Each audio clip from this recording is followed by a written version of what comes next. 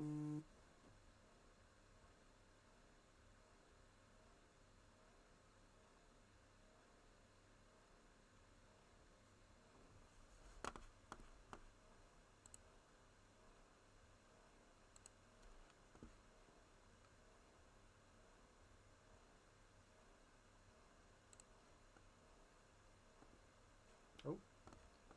is that working? I don't know.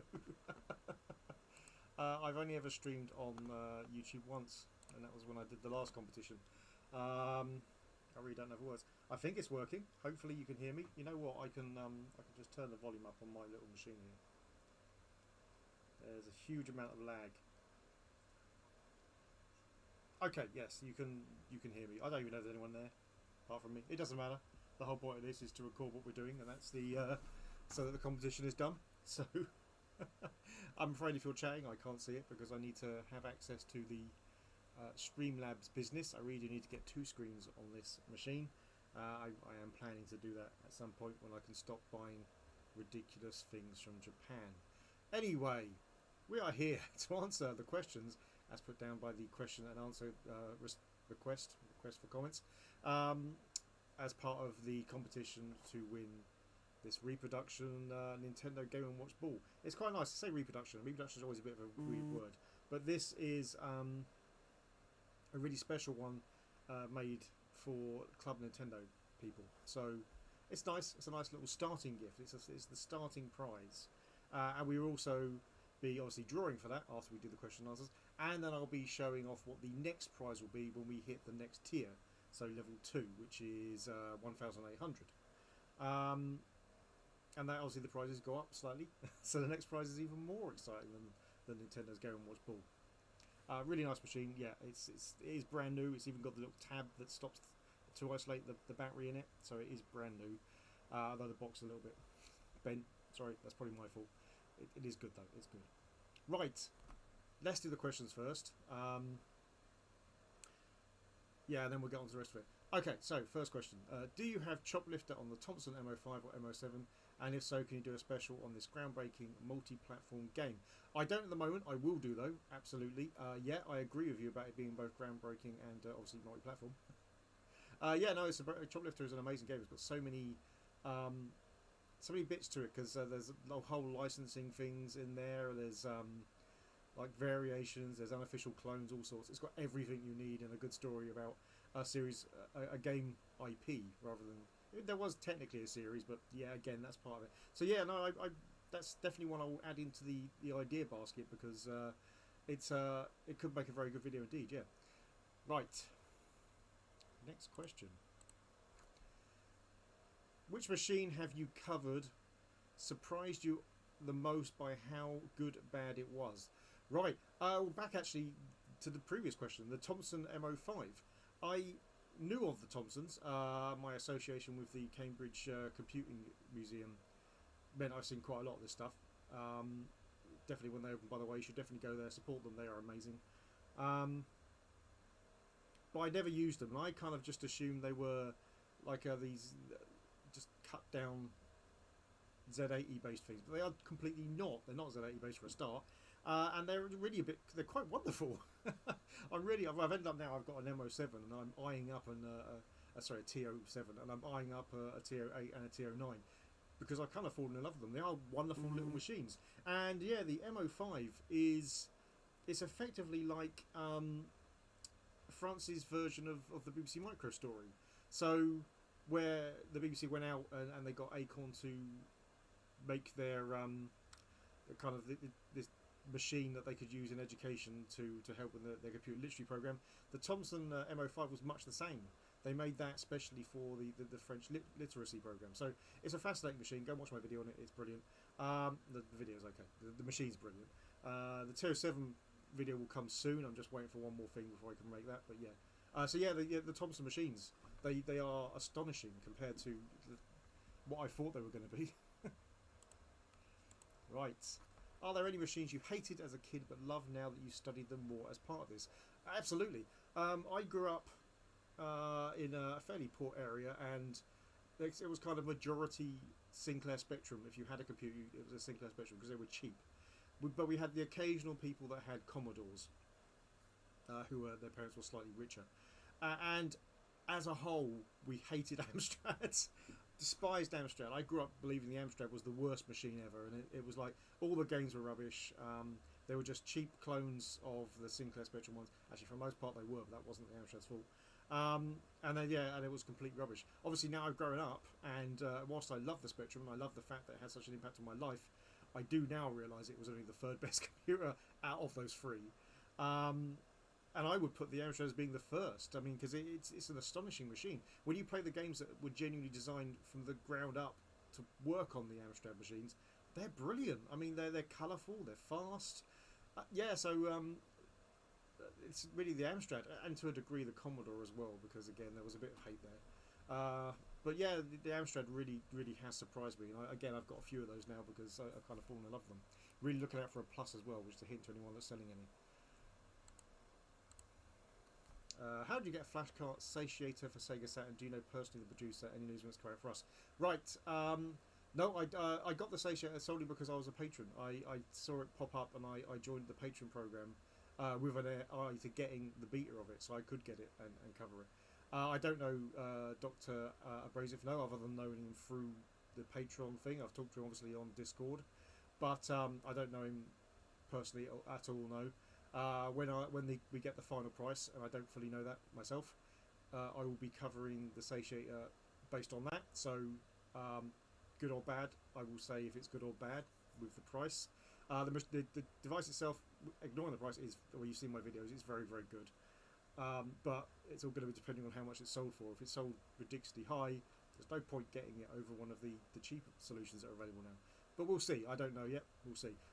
Any news that's come out for us? I strongly suspect it should have been out already, and it's only the pandemic that stopped it. Because the problem was, he was trying to get it all built in America, because there's less chance of somebody stealing the IP, and the build quality can be better sometimes. And so, although it was kind of extra expensive to get them built in the USA, he was doing it for that reason. But unfortunately, of course, as it turns out, America had been massively badly hit by the pandemic, as well as supplies coming from China for a while was slowed down, and so I think that slowed up. I mean, I've seen on his Discord now he's showing off the box, he's showing off the case, so he is genuinely ready to start making these things and shipping them to people. But yeah, I think the pandemic has basically kiboshed him and slowed him down. But I would imagine it's not going to be too far. Yeah, I can. Yeah, Taz, I can. We'll work it out in Twitter. Right, yes, next. Which machine was the most difficult to get working again, and why? Right, well, I mean, technically, you say working again, it's a machine that I haven't actually got working yet, but I will do. I know it's going to work when I finished it. I own two Neo Geo AES's, and I was lucky with the first one. I bought it because it was marked as broken, so I got it for, I think, 40 quid, possibly less than that actually, but around that area. And in fact, what was wrong with it was somebody had tried to put a unibars in there and had done a really bad job of it. And I literally just fixed what they'd done, and it worked perfectly. So, buoyed up by that success, I then bought another one that was marked as not working, which I got for more. I think it was like 60, 70 quid. So it was more, but it was still quite cheap for an AES.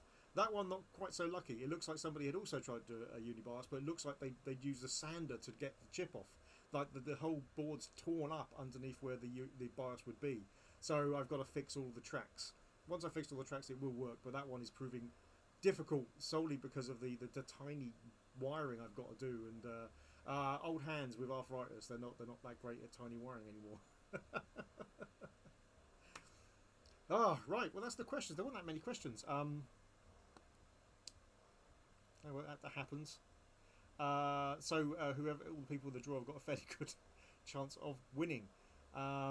So I need to change this to this. I don't know if this is going to work. I kind of hope it will. We'll find out. I'm looking at my screen to see if it's going to pop up. Oh, that looks alright. That looks good. Excellent.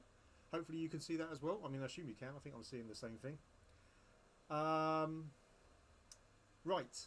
So there's the list of people. You'll probably see there's a few names repeated. That's because patrons patrons on Patreon get 1 free entry into all quizzes, and also they can also ask a question as well, so they can get up to 2 entries. So so there will be, so they get a slight advantage. Oh, +4 Taz, my word. Although I would love one now, I will say. So what I'm going to do is I am going to click on this. I will hit this pick one. I have tested this. It definitely seems to be about as random as you can get. And basically whoever pops up as selected, they will contact me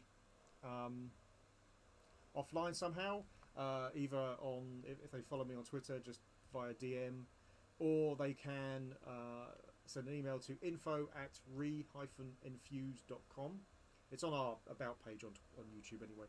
And then as long as they contact me within 2 weeks, I'll get this shipped to them. If they don't contact me within 2 weeks, then the prize will go back in and there'll be a double prize one draw. Right, no further ado. Oh, by the way, yeah, you can see the URL for this for the random thing, so you can go off and you can test this to make sure it really is random and I'm not playing about. Right, so no further ado, ready? 3, 2, 1. Ponder Retro Goodness, you have won. I don't know, I can't. This is so lagged that I can't tell what's going on. I'm just going to hold this until it appears, which means for you it's going to be there forever. No, you know what? I've just realised I turned the camera off. Right, I'll go back to the other screen. I really don't know what I'm doing. Right, I'm back. Congratulations, Ponder.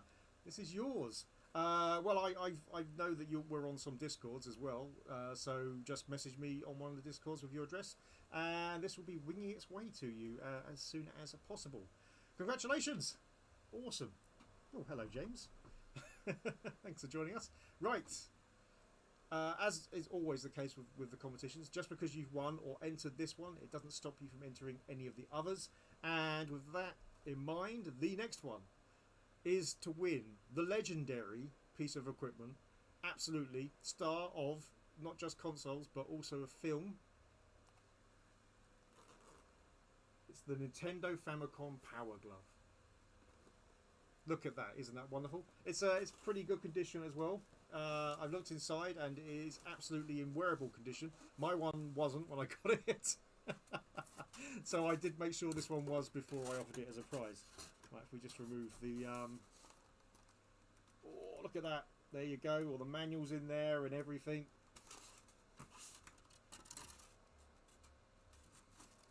So, you know, even if you don't own a Famicom, it's a chance to own a piece of gaming history, I think it's safe to say. Terrible gaming history, obviously, but it's iconic. I mean, I think we can all agree it's iconic regardless of the quality. Right! Thank you to everyone that got me above 1,700 subscribers. It is incredibly appreciated, although I do wish more of you to watch my videos, but that's fine. You watch them when you want to. It's not a problem. Yeah, I love doing these things. This is the whole point of this, is kind of to give back to the retro community. I've always tried to do that. And whilst I know a lot of people, I've got a few comments from people in my email saying how I'm buying subscribers. I personally don't feel like that. I think I'm giving back. This is more of a reward for me being at those platforms rather than a bribe. I see it that way. You can see whichever you want. I don't care. I'll be honest. I like giving away this retro stuff, especially to people that might not be able to get them some other way. So yeah, it makes me happy. So I don't care what you think. Right. Anyway, we will be streaming on Twitch tomorrow, and we will be streaming some Commodore Amiga games now that we've got the Commodore Amiga working half decently. Yeah, go and watch my videos, and have a good day. I'll see you later. How do I use this? I don't know how to... Oh, no, there's a big button saying stop. We're okay. We know what we're doing. It's fine.